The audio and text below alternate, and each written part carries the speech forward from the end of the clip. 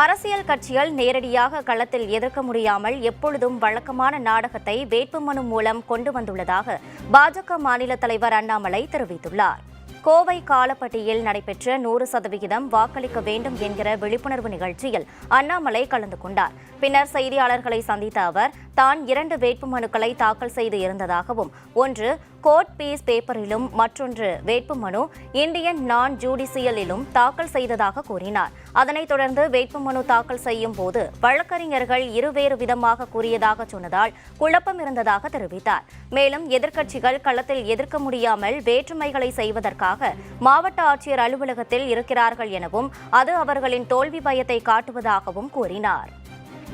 இந்த 2 வேட்புமனுவும் கூட ஒன்று இந்தியன் கோர்ட் ஃபீ பேப்பரில், ஒன்று இந்தியன் நான் ஜுடிஷியல் பேப்பரில் இரண்டுமே சப்மிட் பண்ணியிருந்தேன். ஏன்னா இரண்டிலும் வேட்புமனு நம்ம பண்ணும் பொழுதே குழப்பம் இருந்துச்சு. ஒரு செட் ஆஃப் லாயர்ஸ் இந்த மாதிரி வேணும், இன்னொரு செட் ஆஃப் லாயர்ஸ் அந்த மாதிரி வேணும்னு சொன்னனால இரண்டையும் சப்மிட் செய்திருந்தோம். ஏன்னா ரிஜெக்ட் பண்ணால் ஒன்று தான் பண்ணுவாங்கன்னு.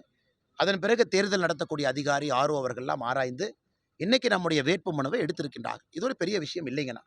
ஆனால் இன்னைக்கு எதிர்க்கட்சிகள் களத்தில் எதிர்க்க முடியாதவர்கள் இந்த வேட்புமனு ரிஜெக்ட் பண்ணுன்னு காலையிலிருந்து அங்கேயே கலெக்டர் அலுவலகத்தை சுற்றி கொண்டிருக்கின்றார்கள். காரணம் அவர்களுடைய தோல்வி பயத்தை மட்டும்தான் காட்டுது.